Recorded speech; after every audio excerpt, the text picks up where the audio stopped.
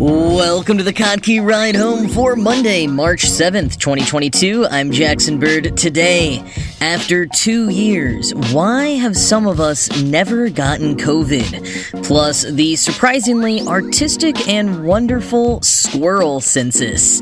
And a volcanic rock in Japan rumored to contain a 1,000-year-old demonic spirit has just been found split in two. NBD. Here are some of the cool things from the news today. As we enter our third year of the COVID-19 pandemic and the 2-year anniversary today of this podcast in its initial form as a coronavirus daily briefing, the global death toll has now passed 6 million. Nearly a sixth of those deaths have occurred in the United States, although the Associated Press notes that worldwide, the overall number is probably much larger. This is due to poor record keeping and testing, as well as deaths indirectly caused by the pandemic. Like, for example, someone who may have died of a preventable cause because they were unable to receive treatment because the hospitals were full. It is an incredibly sobering number. And even as cases fall for the time in many parts of the world, they're on the rise in the Western Pacific, particularly in island nations just now getting their first cases. And as we grapple with these numbers and remind ourselves of just how long we've been living in this new reality, one question seems to be surfacing with a lot of researchers. Why is it really that some people still have never caught COVID? 2 full years in, multiple variants, lots of surges, and yet there are plenty of healthcare workers face-to-face with actively contagious patients, partners and caregivers of infected loved ones, teachers, restaurant workers, and others regularly exposed to groups of people in contained spaces, plenty of whom have simply never caught the virus, at least to their knowledge.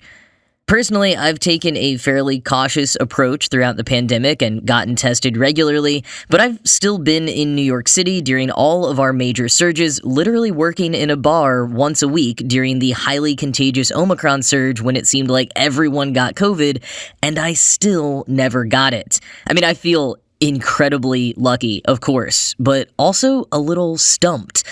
A friend of mine's doctor told her recently about a new study recruiting participants who have never gotten COVID, and I'm sure there are many of that kind being developed right now. I'm going to see if I can get in, and we'll keep you posted with any insights I'm able to share if I do. But a number of scientists do have some hunches already, based on some of the things that we know about COVID and about other coronaviruses.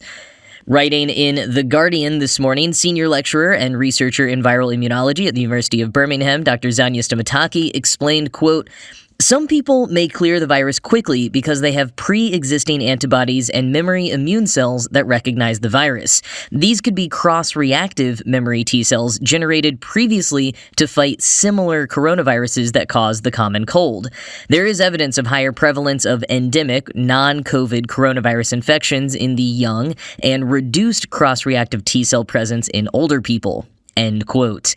Stamataki herself works with live replicating SARS-CoV-2, teaches in person at a university, and has school-age children. And yet, to her knowledge, she never got it. It is possible she had an asymptomatic case before getting vaccinated and before testing picked up as a regularly accessible activity in her area, and that is the case for many of us. Maybe we did have it and just never knew. Stamataki adds, natural infection does not offer long-term protection. How many people did we hear about who caught COVID for a second time during the Omicron surge, for example? She says that she's not convinced that had she caught a mild or asymptomatic case unknowingly earlier in the pandemic, she would have been immune to the next one. And she further adds, quote, "There's also a possibility that different immune systems respond differently to the virus. For SARS-CoV-2 to infect, the spike protein on the surface of the virus needs to stick to specific proteins on the target cells, like the ACE2 protein. Is it possible that those resistant to infection have different levels of ACE2 than others? Age-related ACE2 expression in the lungs of children compared with adults may partly explain why children often show milder infection." It's also possible that some of us may have rare types of ACE2 that the coronavirus spike cannot stick to. Differences in protein expression between people are known as polymorphisms, and they're valuable to discover. People that have a rare genetic polymorphism for CCR5 protein have been immune to HIV infection. To support this theory, recent genetic analyses have revealed that rare types of ACE2 may influence susceptibility to COVID. End quote. Stamataki also brings up studies in healthcare workers who consistently tested negative that showed the presence of pre-existing T cells that recognize peptides from less variable parts of the virus than the spike protein. And being that the spike protein is what a lot of vaccines specifically target, she warns against relying solely on spike targeting vaccines as new variants emerge. There's also a new study out building on the long-observed correlation between blood type and SARS-CoV-2 infection severity. The new study published last week in the journal PLOS Genetics screened over 3,000 blood proteins and found a causal association between COVID-19 severity and the enzyme known as ABO, which is responsible for determining a person's blood type. In this study, severity was defined as hospitalization or death. While the study does not dig into the relationship between specific blood types and COVID-19 severity, the causal association between severity and that enzyme do help validate prior observational findings that specifically linked type A blood to increased severity risk. Quoting New Atlas, as co-last author on the study, Jerome Breen, explains, these findings help researchers investigate novel therapeutic pathways to help treat COVID-19. For example, several blood proteins were identified in the study as causally linked to a decreased risk of severe disease. These proteins, known as adhesion molecules, play a role in the interactions between immune cells and blood vessels. The researchers hypothesize these adhesion molecules may be helping moderate the severity of late-stage COVID-19, and it may be possible to turn this discovery into a therapy to prevent sick patients deteriorating in the hospital. End quote. Of course, blood type alone is not enough to mean that you absolutely are or aren't at risk. The same other factors we've been hearing about the whole time, like existing medical conditions and age, can play a large role, as does your work and living situation and individual risk assessment, most of all, whether you are vaccinated or not. And going back to Stamataki with a final reminder, quote, while we're still learning about what may be causing COVID resistance, we can't be sure why someone like me hasn't yet tested positive. But what I do know is that because of the likelihood of emerging variants, there is no guarantee that I won't develop COVID still. Even if you've been lucky so far, don't take your chances. End quote.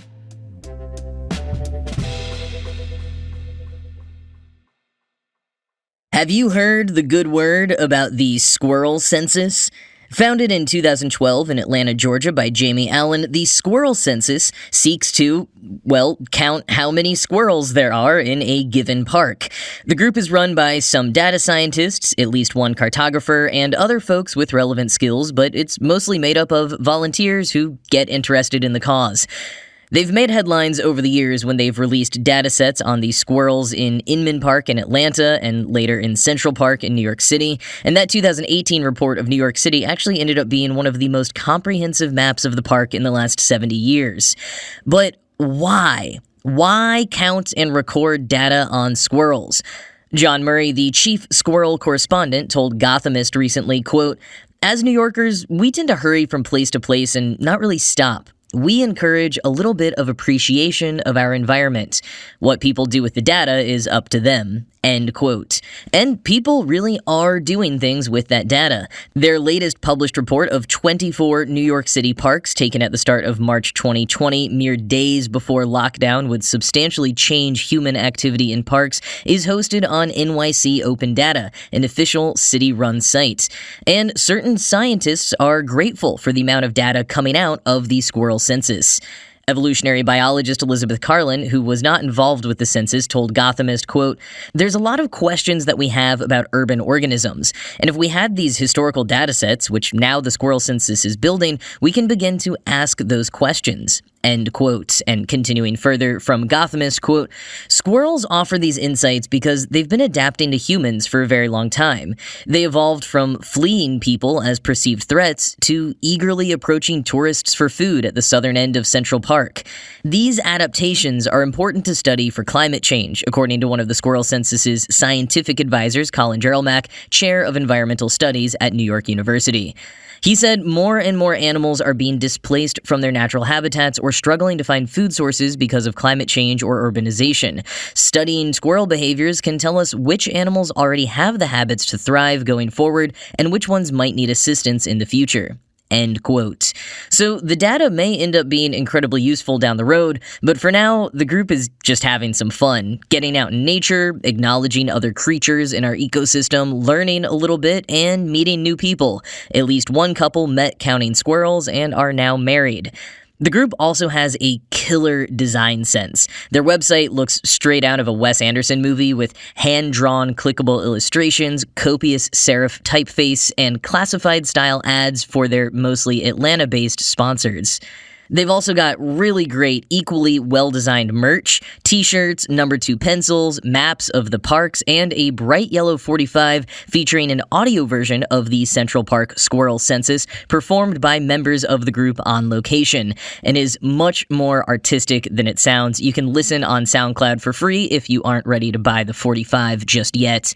And you may be wondering how exactly one takes a squirrel census, as squirrels can move around pretty quickly and, at least to the untrained eye, look quite similar. So how do you make sure you're not counting the same squirrel 5 times?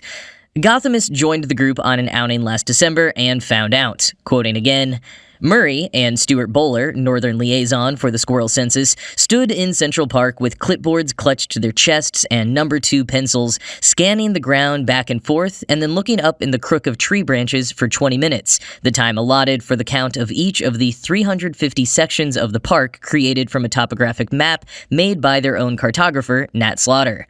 Each section was counted on 2 different occasions for accuracy. While double counting a squirrel does happen, the census uses a formula adapted from squirrel biologist Von Fleger that accounts for missing one of these short-haired denizens or counting them twice. It's adjusted by one of their scientific advisors, Donald Bizanzio, a human and animal epidemiologist at RTI, a nonprofit research institute with a mission to solve global issues through science-backed solutions. The new census of 24 parks is not as rigorous as their 2019 Central Park census and is a flash count that provides a snapshot. Counting is only a small part of the data that's collected. Volunteers fill out a form that includes details such as the presence of litter and other animals. Many entry lines are also dedicated to detailing a physical description, the critter's activities, and whether it approaches humans or flees. End quote. And if you want to get involved, no matter where you live, there are a few ways to do so. First, you can call their new toll-free number, 1-833-NYC-SQRL. That is 1-833-692-7775. There, you'll get a fun audio experience that includes data, original music, a meditation exercise, stories from famous squirrels throughout history, fortune-telling, and other wacky antics. Which tracks with how the group describes themselves on their website as, quote, "a multimedia, science, design, art, and storytelling project focusing on the Eastern Gray. Mostly, we serve as a liaison between believe and make-believe. We're like something out of a movie, but the truth is, so are you. Join us, follow along, play a part." End quotes. And if you'd like to play a part, you can download the Squirrel Census app for iOS. It's a simple app with the following official instructions, quote, "It's easy. See squirrel, push squirrel button. See another, push button again. Every time you push the button, this app records a squirrel sighting, including location, time, date, and weather conditions." End quote. On the app or on the website, you can also access the official Squirrel Sighter map, which shows all the places people have recorded squirrel sightings via the app, mostly in North America, but there are a decent amount of sightings from around the world, so no matter where you live, you can take part in the Squirrel Census. There's lots to dig into with this group, and it's all pretty great, so I do highly recommend checking out all that they have to offer at the links I am dropping in the show notes.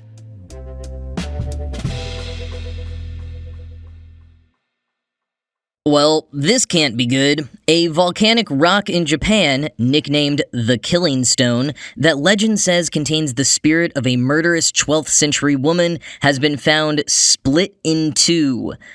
This stone has long been rumored to kill anyone who merely comes into contact with it, so seeing it split in half has left many familiar with the legend quite alarmed. Quoting Atlas Obscura, "In traditional Japanese culture, the kitsune, or foxes, are frequently depicted as mischievous spirits with shape-shifting powers. The most infamous of such creatures is Tamamo no Mae, who took the form of a beautiful woman to seduce the emperor and became his mistress in the mid-12th century.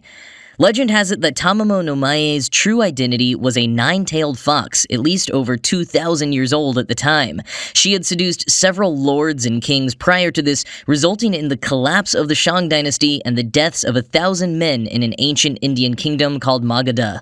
After an onmyoji, or mystic, exposed her identity, Tamamo no Mae was chased off and hunted down by a massive army, and finally defeated in the plains of Nasu by a heroic samurai.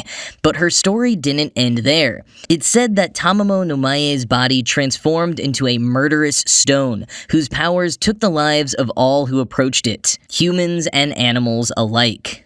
Feared by locals, many Buddhist monks visited this Seishoseki, or killing stone, to calm the fox's vengeful presence, only to be killed by it. Finally, in 1385, a monk struck the stone, destroying it, scattering its pieces across Japan. End quote. Many, though, believe that the original killing stone with Tamamo no Mae's fiendish spirit inside of it is the one at Mount Nasu, a famous hot springs location that takes pride in its association with the stone and the visitors that it brings to the area. So as not to tempt the spirit, visitors are prohibited from getting too close to the killing stone. In actuality, the buffer zone around the stone is due to the area's volcanic presence. There's a ton of hydrogen sulfide and sulfur dioxide permeating the area, which might actually explain why people who got too close to the stone hundreds of years ago ended up dying. But now, the killing stone itself has been destroyed, or at least somehow split in two. Visitors to the area posted photos over the weekend of the broken stone, which is believed to have happened sometime in the last few days. Local media says the split was likely caused by cracks that appeared several years ago, which allowed rainwater to enter and then weakened the structure of the stones.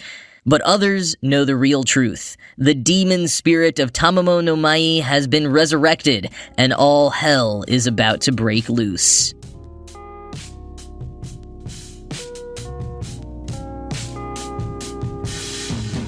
Well, the annual Spring Apple event is happening tomorrow, March 8th at 10 a.m. Pacific, 1 p.m. Eastern. These March or April Apple events usually cover second-tier devices, but there are some holding out hope that we might get a bigger announcement about the M2 chip. Almost certainly we'll be hearing about the newest generation iPhone SE, which ever since its substantial makeover in 2020 has really been catching my eye. We may also get the official drop of iOS 15.4, which has been in beta for a while and includes the new emojis, the ability to unlock Face ID while wearing a mask, and more. And if you want full coverage of the event tomorrow, be sure to check out our sister show, the Tech Meme Ride Home, with expert host Brian McCullough. But that is it from me for today. As always, this show was produced by Ride Home Media and Kottke.org. I'm Jackson Bird, and I will talk to you again tomorrow.